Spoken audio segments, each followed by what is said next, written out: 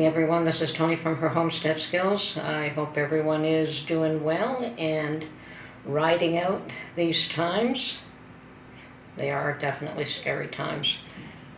I have been told by others that if my videos were created a little more fear, my channel would grow much quicker. And yeah, I have looked at my channel, and I don't certainly have not grown the way some of them have using those tactics, but I think I can only be me, and I am not the sort of person who would instill fear in others in order to benefit myself, for one thing. Secondly, it's just not my character. I am I know that bad things happen. I've had them happen to me, and sometimes the burdens were so large, I didn't think my little shoulders could carry them, and they didn't. I've had a collapse or two, but you get over it, and you get through it. That's the one thing that I know. And I also have been around long enough, and I've watched people in the U.S. specifically overcome some very major tragedies, very major, like 9/11. I was sitting in front of my television set when that second plane was circling, and Mark and I looked in horror, and we both knew that it was going to hit before it did. I don't think that the commentator at that moment recognized that it was going to hit the building, but Mark and I both said, uh-oh. That plane is there for a purpose. The first one people thought was an accident, but it was pretty obvious that the second one was not. And as the day unfolded and the horrors unfolded, it became pretty clear what the U.S. was facing.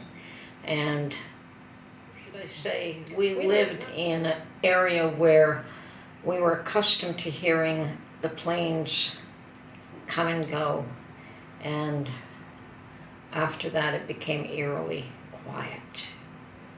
I mean, it was lovely that we didn't have these noises overhead all the time, but it was noticeable that it was eerily quiet. And that was a horrific event for Americans to face as a whole, but yet you all came together. And I understood even there were some people from Canada who went down to help. I know of an individual who did, and may have gotten cancer as a result of helping to clean up that mess, but he's still here. So yes, Americans are very resilient, and that's not the only super tragedy that they're dealt with. I mean, they have hurricanes and tornadoes all the time, where homes are devastated, areas are devastated, floods and rains. And look what California's going through now. I don't think they've seen this snow in, 20, 40 years? And yet, you do come together as a nation and support each area that is stricken until it gets back on its feet. And I do believe we are going through a financial meltdown of sorts. That's pretty obvious. Anyone who tries to say it isn't happening is lying to you. And those that are coming on television and saying everything's fine, we know they're lying. On the other hand, they're saying what they have to say in order to shore up and stop the stem of the fallout. So, yes, I know they're lying. I recognize that they're lying. But to instill more fear and create more panic will just make this even worse than what it is currently. So the idea is to stem the fear, take a breather, and determine what to do to somewhat rectify it. I know there's no going back for some of these banks. They're done for. And we know that banks around the world are all affected right now. I keep hearing that in Canada, not so much. We have a different system, but yes, we did have a branch of that U.S. branch that went under here in Toronto, and that's been taken control of. And there was one in the UK, and I believe there was another branch in Australia. And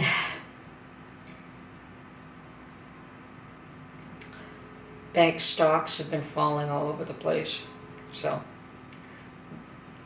if the banks themselves are not affected per se, their stock value has been, and so that's affected every single one of them. So there is no place to run to, no place to hide, and the best we can do is all support each other to try and shore up what these idiots have caused. I admit that they're lying. I admit that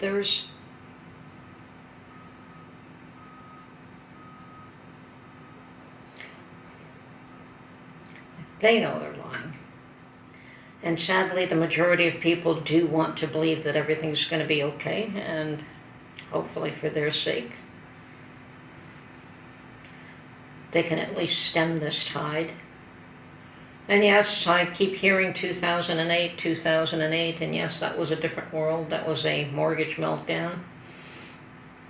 I understand what happened there. They tried to sell homes to everybody and his brother, that whether they could afford them or not, they gave them mortgages, and everyone should have a home. Great, everyone should have a home. But where were these people before they were saddled with mortgages they couldn't pay to begin with? They all had homes. It's not as though they are on the street. As a matter of fact, I think we have more people on the streets today. Whether willingly so, or just they're forced to because they can't survive in the system that's been put in place that really has no room for them. There's a lot of that going on. Not so badly here in Canada because it's too cold. I think the areas that have good weather are certainly going to be affected by the homeless population in much greater numbers than places like Canada where it's definitely too cold. People cannot survive outside in minus 40 degree weather, and though it may not be minus 40 degree specifically, but you can get up to minus 40 degree wind chill factors during the cold, and you can't survive in that. I don't know how people survive in it for a day, never mind days and weeks and months. As a matter of fact, I don't know how the truckers' convoy survived in Ottawa. Hopefully all of them had hotel rooms to go in at night, but yes, the weather was bitter during that time. Mind you, a lot of these people come from bitter weather neighborhoods anyway, so they're quite familiar with it. Anyway, I just want to say that I don't have the answers. I can't say whether things are going to get bad or better. I'm hoping that, yes, the idiot lies will shore up support until something can be done to at least stem the tide of what's happening. Because, yeah, there's going to be more failures, but how bad is it going to be? How many more are going to be affected?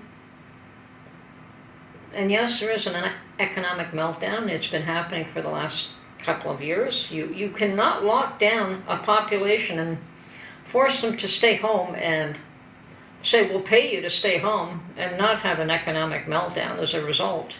It's been coming for the last couple of years. So it's not surprising that it's happening now. And it's not surprising that the banks are feeling it, and other sectors are going to be feeling it very, very soon as they try to get on their feet.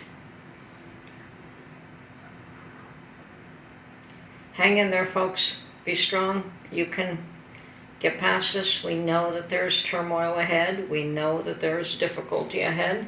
There's no magic formula. There's no gold and silver and brass that's going to keep you out of this. If God is meant for you to face this, then it is something that you're going to have to face. And it is a worldwide thing, and you can be sure of that. You're not alone. The whole world is affected. And I don't think that there's going to be an immediate collapse. And the reason I'm going to say this is because the world has not been chastised enough yet.